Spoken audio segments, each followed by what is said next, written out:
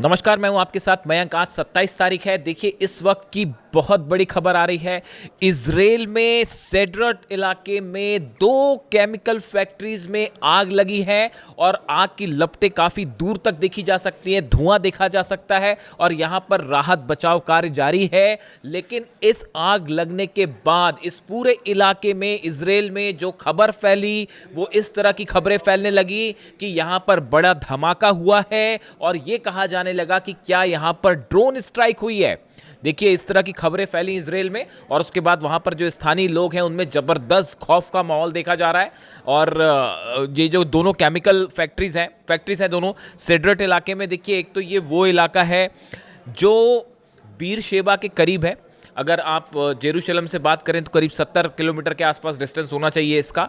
और ये वो इलाका है जहां पर पहले भी ईरान की तरफ से बड़ी स्ट्राइक्स हुई हैं, ड्रोन स्ट्राइक्स हुई हैं, मिसाइल स्ट्राइक्स हुई हैं।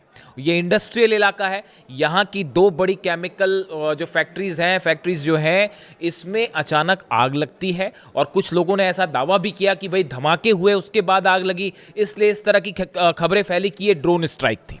हालांकि अभी इस बात की पुष्टि नहीं हुई है कि ये ड्रोन स्ट्राइक थी या नहीं। और इस तरह से देखिए, अब इजराइल में अगर कहीं धमाका हो जाए तो बड़ी स्वाभाविक सी बात है कि जितनी मिसाइल्स मारी हैं ईरान ने और जितनी ड्रोन स्ट्राइक करी हैं पिछले बार जब भी जंग हुई उस बीच में, तो इजराइल में खौफ का माहौल, पैनिक होना साधारण सी बात है।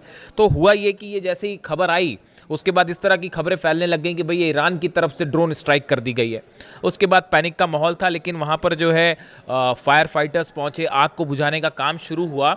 लेकिन इस बीच एक और बड़ी खबर आ गई। देखिए, अभी ये धमाका हुआ ही था, आग लगी ही थी, इसके बीच में खबर आ गई कि इस 2 में से एक फैक्ट्री से अमोनिया गैस लीक होनी शुरू हो गई।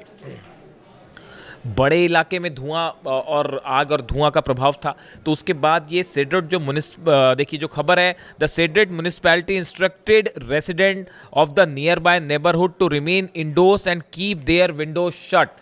जो वहाँ की लोकल गवर्नमेंट है, बॉडीज़ हैं, उन्होंने इस तरह के निर्देश जारी कर दिए कि जो सेड्रट के आसपास के इलाके के लोग हैं वो अपने घरों के अंदर रहें, खिड़की दरवाजे बंद कर लें, बाहर ना निकलें। यानी पैनिक का माहौल था, क्योंकि खबर ये थी कि अमोनिया गैस लीक हो रही है। अगर ये बड़े पैमाने पर लीक हो जाए तो इससे काफ़ी नुकसान भी हो सकता था। लेकिन अभी जो लेटेस्ट खबरें हैं उसके मुताबिक फायर फाइटर्स मौके पे हैं। इस बात की जांच जारी है कि वाकई यहाँ से अमोनिया लीक हुई है, नहीं हुई है, और अगर हुई है तो कितनी मात्रा में हुई है, इसकी अभी पूरी जानकारी आनी बाकी है। इस तरह से भी कुछ जगह से दावे हुए हैं। जो इजराइल के अखबार आप देखें, इजराइल का मीडिया देखें, तो वो इस तरह के दावे हो रहे हैं कि अमोनिया लीक नहीं हुई है। लेकिन इस तरह के भी दावे हैं कि अमोनिया लीक हुई है। अभी स्टेटस क्या है वो पता चलेगा। इस इलाके में देखिए इतना ज़बरदस्त पैनिक का माहौल था कि जो सेड्रट से होते हुए जो ट्रेन्स जाती हैं उनको सेड्रट स्टेशन पर रोकने से मना कर दिया गया। उन्हें कहा गया कि आप फ़ौरन यहाँ से आगे निकल जाइए, इस स्टेशन पे आप ना रुकेंगे। आसपास के जो रेसिडेंशियल इलाके थे उनको काफ़ी घरों को खाली करवा दिया गया।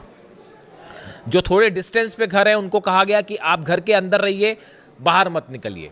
यानी आप देखिए इस पूरे इलाके में, दरअसल देखिए ये बीर शेबा के करीब वो इलाका है सेड्रट का जहां पर ईरान की तरफ से शाहिद 136 ड्रोन्स ने, खास तौर पर जो 12 दिन की जंग हुई थी, इस जंग की बात नहीं कर रहा हूं मैं, पहले वाली जो जंग हुई थी 12 दिन की जंग हुई थी जिसमें ईरान ने अपनी मिसाइल्स और ड्रोन की असली पावर दिखाई थी पहली बार दुनिया को, और इजराइल घुटनों पर था।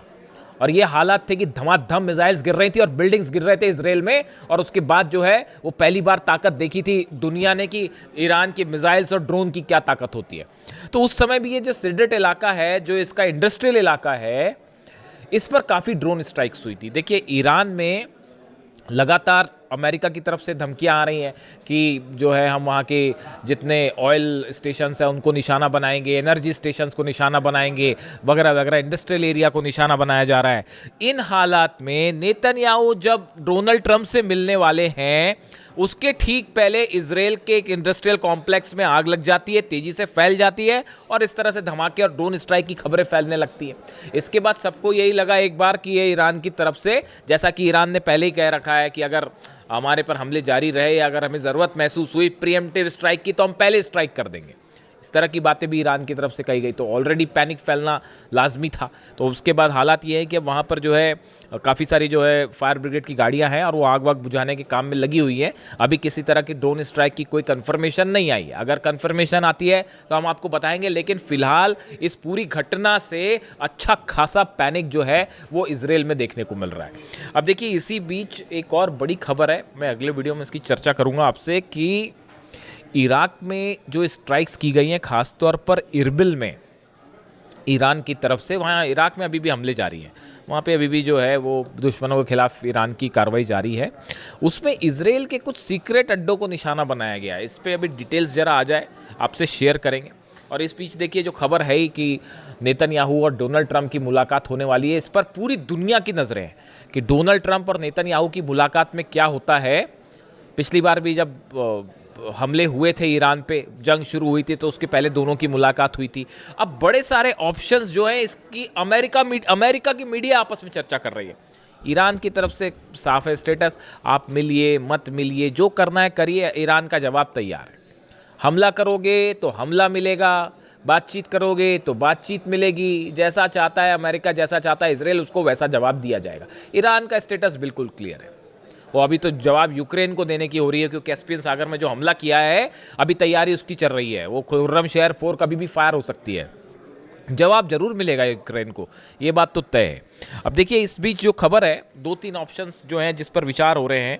पहला ये कहा जा रहा है कि डोनाल्ड ट्रंप और नेतन्याहू की मुलाकात के बाद ये प्लान तैयार हो सकता है कि अब हॉर्मूज में एक्शन की जिम्मेदारी नेतन्याहू की।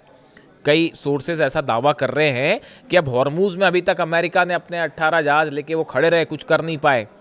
हॉर्मूज अभी भी पूरी तरह से ईरान के कंट्रोल में, परिंदा भी पर नहीं मार सकता वहाँ ईरान की इच्छा के बिना। तो अब ऐसे में बताया जा रहा है कि हो सकता है कि नेतन्याहू को हॉर्मूज का कंट्रोल दे दिया जाए, कि बस जिम्मा दे दिया जाए कि भैया अब यहाँ पे ईरान से आप लड़ो, हम नहीं लड़ सकते। तो एक ऑप्शन ये है कि इजराइल की एंट्री हॉर्मूज में होने जा रही है, वहाँ पर ईरान उसके लिए तैयार बैठा हुआ, कह रहा है आप आइए, हम बताते हैं, हमारी अबू मेहदी रेडी है, तो वो अलग तैयार है। दूसरा ऑप्शन ये बताया जा रहा है कि अब अमेरिका में मिड टर्म पोल्स होने हैं।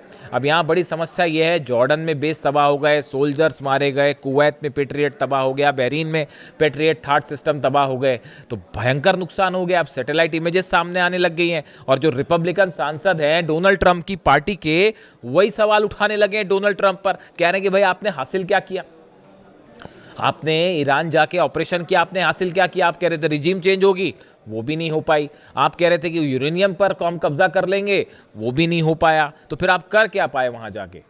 जंग आप जीत नहीं पा रहे हो, अंदर आप कदम नहीं रख पा रहे हो। तो अब ये रिपब्लिकन, ये मैं नहीं कह रहा, ये सीनेटर्स और रिपब्लिकन पार्टी के सदस्य डोनाल्ड ट्रंप पर सवाल उठा रहे हैं। तो इससे आप अंदाज लगा लिए कि मिड टर्म पोल का क्या होना है। तो डोनाल्ड ट्रंप वहां भी घबराए हुए हैं कि भाई चुनाव हार गए तो फिर बड़ी फजीयत हो जाएगी कि ईरान ने हराया, चुनाव भी हार गए, तो अब उसकी भी चिंता सताई जा रही है। तो अब नेतन्याहू से मुलाकात है।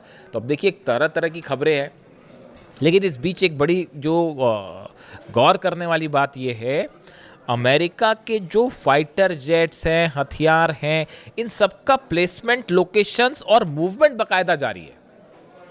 मतलब वो कहने की बात वही है कि डोनाल्ड ट्रंप ने जैसे ये कहा कि साहब अभी हम फिलहाल मैं ईरान पर हमला नहीं करूंगा, जैसे ही डोनाल्ड ट्रंप का ये विचार सामने आया, उनकी ये बात सामने आई कि डोनाल्ड ट्रंप ये कह रहे हैं कि अभी फिलहाल जो है ऑपरेशन सस्पेंड है, मैं ईरान पे हमला नहीं करूंगा, वैसे ही ईरान ने जो है वो हमले की दुगनी तैयारी शुरू कर दी कि अब जरूर हमला होगा।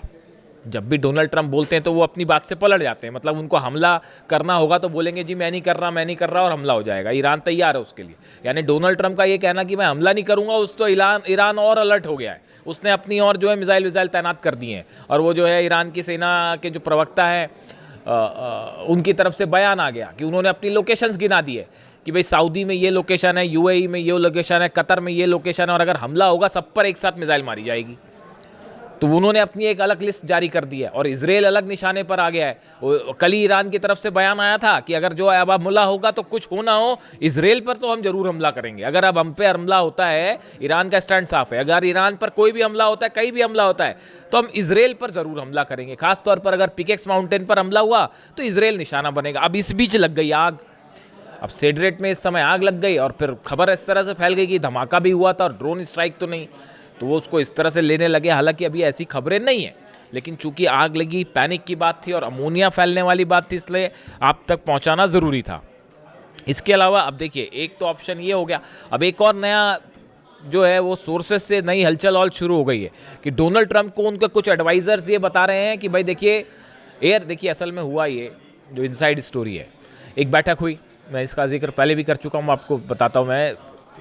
अमेरिका में एक बैठक होती है, उस बैठक में जनरल डेनकेन शामिल थे, चीफ जॉइंट ऑफ स्टाफ, वो शामिल थे, हेस्गेट शामिल थे, डोनाल्ड ट्रंप और तमाम एडवाइजर्स इनके साथ शामिल थे। ब्रैड कूपर जो है उनसे बात की गई, सेंटकॉम के जो चीफ हैं, जो ऑपरेशन देख रहे हैं ईरान के, तो सेंटकॉम चीफ जो है उनकी तरफ से बयान आया कि देखिए हमने ईरान के ऊपर जितनी एयर स्ट्राइक करनी थी वो कर ली, अब इससे और ज़्यादा हम जो है कोई अपना गोल हासिल नहीं कर सकते। उन्होंने सच्चाई कबूल कर ली असल में ये कि हम जितना नुकसान कर सकते थे ईरान का। एयर स्ट्राइक, देखिए हर ऑपरेशन की एक सीमा होती है, आप एयर स्ट्राइक करके किसी को हरा नहीं सकते, किसी देश को।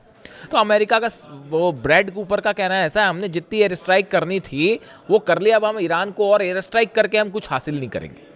तो अब एयर स्ट्राइक करके हासिल नहीं करेंगे तो कैसे हासिल करेंगे? तो फिर उसका एक ही ऑप्शन बचता है, ग्राउंड ऑपरेशन करिए, सोल्जर्स को अंदर ले जाइए। डोनाल्ड ट्रंप ने आज वो एक और फिर डाल दिया पोस्ट, एक तो वो B-2 बॉम्बर के साथ दिखाई दे गए और फिर खार्ग आइलैंड पर हमला करते हुए एक सोशल मीडिया पे पोस्ट डाल दी। तो उसके बाद ये स्पेकुलेशंस चल पड़े कि भाई अब ग्राउंड ऑपरेशन होने वाला है, उसके लिए ईरान अलग तैयार बैठा है। एक भी कदम रखेगा सैनिक तो वो उसने अपनी प्लानिंग कर रखी है, ग्राउंड ऑपरेशन का बदला ग्राउंड ऑपरेशन। इधर से अमेरिका की सेना घुसेगी, उधर ईरान की सेना जवाब तो देगी, वो लड़ेंगे, वो तो अलग होगी मारकाट, लेकिन उसके बाद ईरान की सेना भी कहीं भी घुस सकती है साहब, ये इस बात को भी समझ लीजिए। पता चला इराक पे कब्जा कर लिया, घुस गए अंदर, कुवैत में घुस गए अंदर, कुछ भी हो सकता है। ये जो है इन्होंने अपनी अलग पॉलिसी तैयार कर रखी है ईरान ने कि वो दुश्मन से एक कदम आगे चलेगा, मतलब जो चीज़ नहीं सोची होगी वो कर लेंगे। इस तरह की खबरें थी भी पहले कि अब जो ग्राउंड ऑपरेशन बार बार जो अमेरिका करता है, ग्राउंड ऑपरेशन, इस बार ईरान की सेना ने भी ग्राउंड ऑपरेशन का प्लान तैयार कर रखा है कि कैसे घुस के मिलिट्री अड्डों पर कब्जा किया जाए अमेरिका के, इसका प्लान भी तैयार है। वो 8 लाख सैनिक ऐसे ही नहीं बैठे और बड़े गुस्से में बैठे हैं साहब अली खामेनी साहब की शहादत के बाद से, वो कुछ भी हो सकता है। तो फिलहाल ये खबर आप तक पहुंचानी ज़रूरी थी।